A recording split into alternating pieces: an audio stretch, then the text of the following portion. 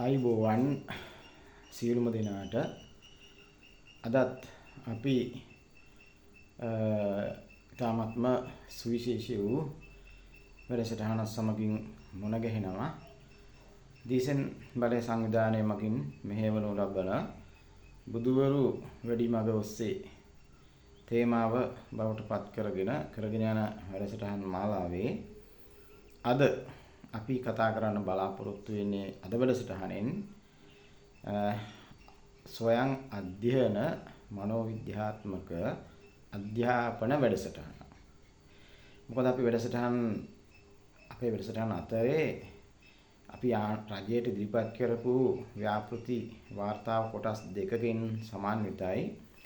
එකක් තමයි අධ්‍යාත්මික වැඩසටහන, අනිත් එක තමයි අධ්‍යාපන වැඩසටහන. අපි මේ දක්වා දිගින් දිගටම කතා කරේ අධ්‍යාත්මික වැඩසටහන් පිළිබඳව.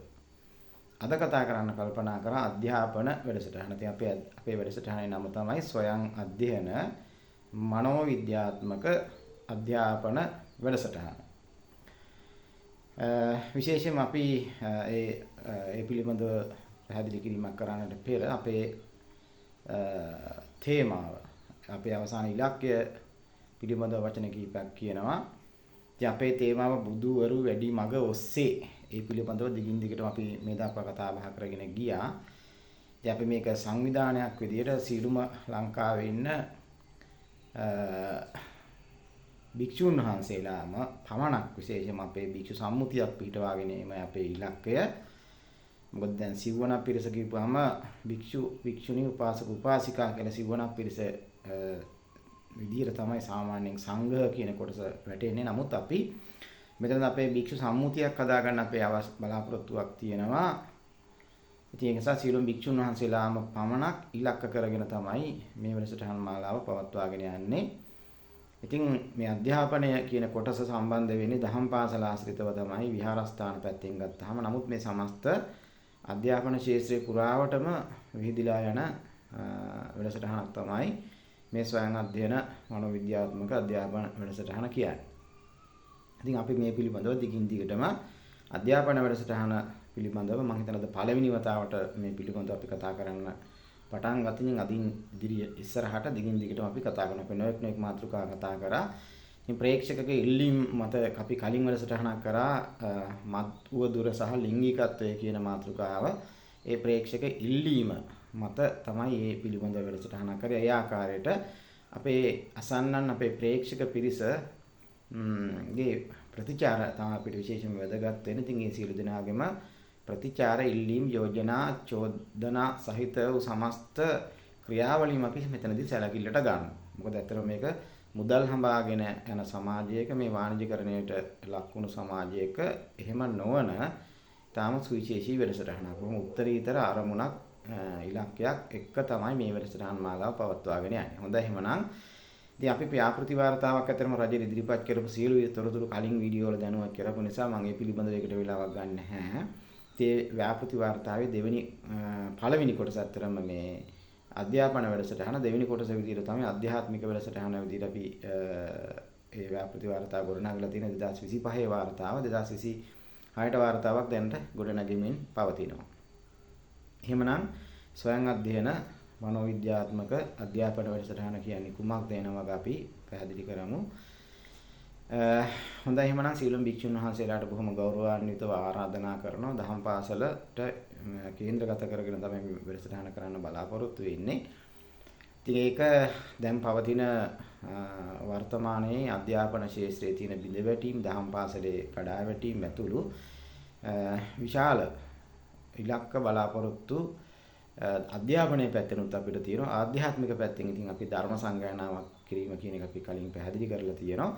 මේ ස්වයං අධ්‍යයන මනෝවිද්‍යාත්මක අධ්‍යාපන වැඩසටහන කියන්නේ ඇත්තරම කියන්නේ ළමයින්ට බොහොම වේගවත්ව කියන මතක ශක්තිය, කියන්නේ ටෙක්ස්ට් බුක් එක නැත්තම් පෙළපොත ක්ෂණිකව මතකයට ගලාගෙන යන බොහොමත්ම සුවිශේෂී ක්‍රමවේදයක් තමයි, මනෝවිද්‍යාත්මක ක්‍රමයක් තමයි මේ තුල ක්‍රියාත්මක වෙන්නේ. ස්වයං අධ්‍යයන මනෝවිද්‍යාත්මක අධ්‍යාපන වැඩසටහන කියන එකේ ස්වයං කියලා කිව්වේ ඒක මේ ශිෂ්‍ය කේන්ද්‍රීය ක්‍රමයක්.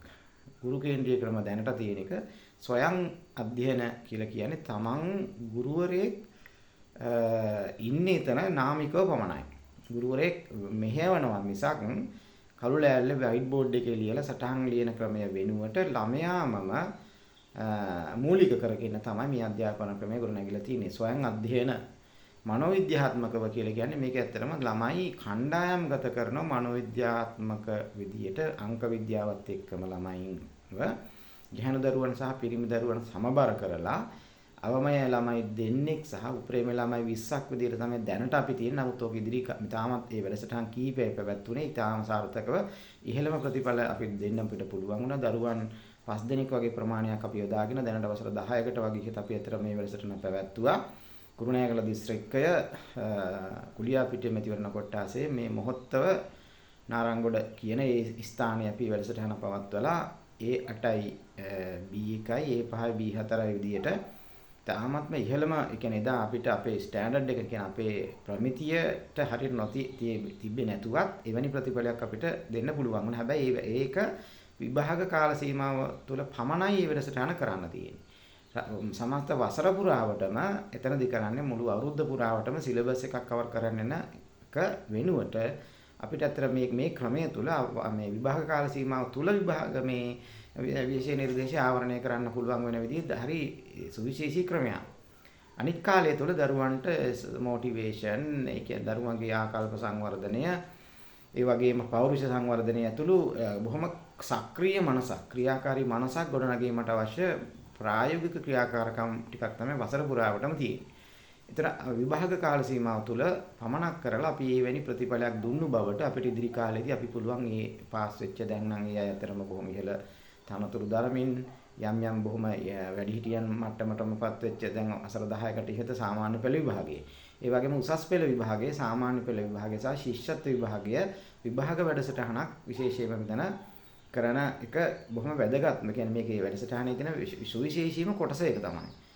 එතෙන් පටන් සිදුවෙන ඒ කියන්නේ ඒක තමයි අපේ වැඩසටහනේ හරය. නමුත් ඒකේ අවසරක් පුරාවටම වැඩසටහන් කරන්නේ කොහොමද කියන එක පිළිබඳව ඇතුළු ඒ කොයි විදිහේ සැකස්මකටද කොයි විදිහේ සැලැස්මකටද මේ අධ්‍යාපන වැඩසටහන මෙහෙවන්නේ කියන එක පිළිබඳව අපි දිගින් දිගටම මේ ආකාරයට දැනුවත් කරන්න බලාපොරොත්තු වෙනවා.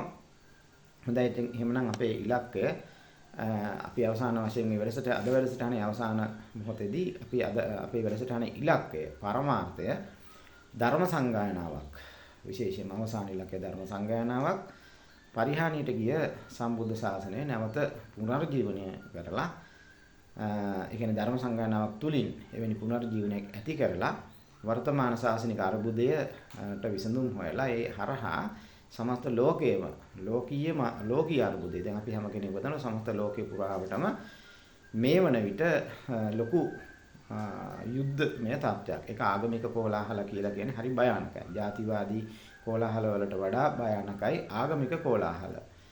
ඉතින් ඒක ආකාරයේ යුද්ධමය තත්ත්වයන් තියෙනවා. ඉතින් ඒක නිසා මම හිතන්නේ දැන් හැම කෙනෙක්ම දන්නවා ලෝක යුද්ධය කලින් ලෝක යුද්ධය ගැන මම හිතන්නේ දැනුවත් අය ඉන්නවා නම් ජපානයේට හිරෝෂිමා නාගසායේ බෝම්බ ගහපු සිද්ධිය ඒකෙදි මොකද වුනේ මොන වගේ විනාශයක් වුණාද කියන එක දන්නවා. ඉතින් එවැනි දෙයක් දැනටත් එවැනි තැනකටපත් වෙගෙන එමින් පවතිනවා. කියන්නේ න්‍යෂ්ටික ආයුධ දැන් ඉස්සරහට ක්‍රමානුකූලව ඉස්මතු වෙන තැනක් දක්වාම ලෝක යුද්ධය තල්ලු වෙලා තියෙනවා. ඉතින් ඒක නිසා එවැනි දැවැන්ත ඉලක්කයක් හඹාගෙන යන වැඩසටහන් මාලාවක තවත් කොටසක් විදිහට තමයි අපි මේ අද දවසේ මේ වැඩසටහන ඉදිරිපත් කරේ. හොඳයි, එහෙනම් ගෞරවනීය මහා සංඝරත්නය ඉලක්ක කරගෙන තමයි මේ සීරුම වැඩසටහන් කරගෙන යන්නේ. මහා අපේ ස්වාමින් වහන්සේලාගේ සහයෝගය විශේෂයෙන්ම අපි මෙතනදී බලාපොරොත්තු වෙනවා.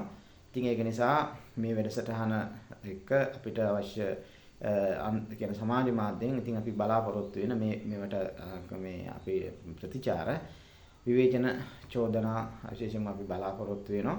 ඉතින් එහෙමනම් මේ අධ්‍යාපන වැඩසටහන පිළිබඳව තමයි අපි අද මේ කතා කරේ. ඉතින් මේ ආකාරයේ තව තවත් වැඩසටහන් සමගින් අපි දිගින් දිගටම මේ ආකාරයට සියලු දෙනාම මුණ ගැහෙන්න බලාපොරොත්තු වෙනවා. සමස්ත ශ්‍රී ලාංකික විතරක් නෙවෙයි සමස්ත ලෝකවාසී සියලුම දෙනා ආමන්ත්‍රණය කරලා කරන විශේෂම වැඩසටහන් මාලාවක් විශේෂම භික්ෂුන් වහන්සේලාම තමයි මෙතන අපි ආමන්ත්‍රණය කරන්නේ. හොඳයි එහෙනම් අපි මෙවැනිම වැඩසටහනකින් නැවතත් මුණ ගැහෙන්න බලාපොරොත්තු වෙනවා. හොඳයි එහෙනම් එතෙක් අපි සියලු දෙනාටම සමු ගන්න මේ මොහොතේ සියලු දෙනාටම තෙරුවන් සරණයි.